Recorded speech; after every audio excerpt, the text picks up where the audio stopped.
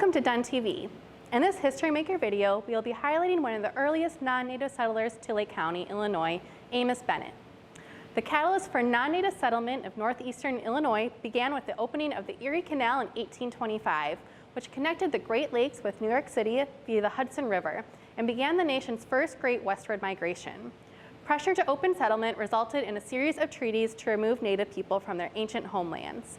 The Treaty of Chicago was signed on September 26, 1833, between the United States government and United Nation of Chippewa, Ottawa, and Potawatomi Indians, forcing the remaining native people in the area to relocate. The area we now call Lake County saw non-native settlement increase as a result. Amos Bennett was the first African American to purchase land and settle here in 1835.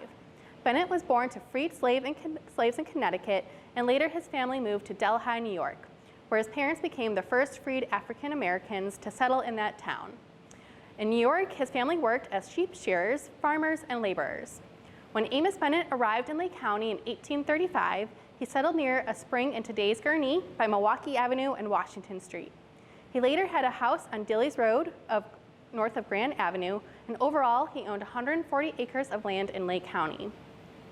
Often the community would call him Dr. Bennett, as he was known for using healing herbs and for saving the life of a neighbor after she was struck by lightning.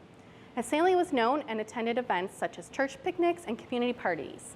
An early history of the county relates that he was a very intelligent man and much respected.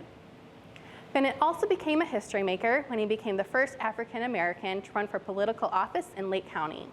In 1843, he ran for Lake County Commissioner but was unsuccessful.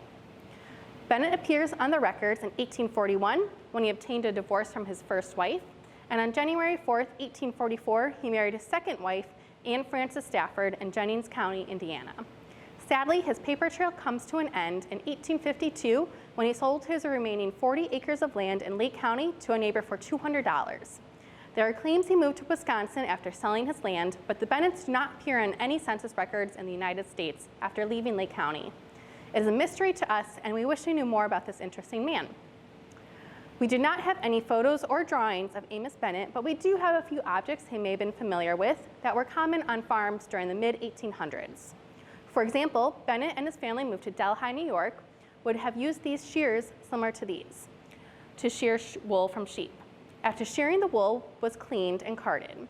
From there, women would spin the wool into yarn to knit and weave into clothing, blankets, and other household items. Another farm tool Bennett might have used was a pitchfork, similar to this one, used on a farm in Round Lake. Finally, he would likely recognize a stoneware crock such as this, used to store and pickle vegetables such as cabbage. Thank you for joining us to learn about history maker Amos Bennett. We hope you continue to enjoy this series. Please be on the lookout for additional History Maker videos. To learn more about the Dunn Museum and Lake County history, visit www.lcfpd.org/museum.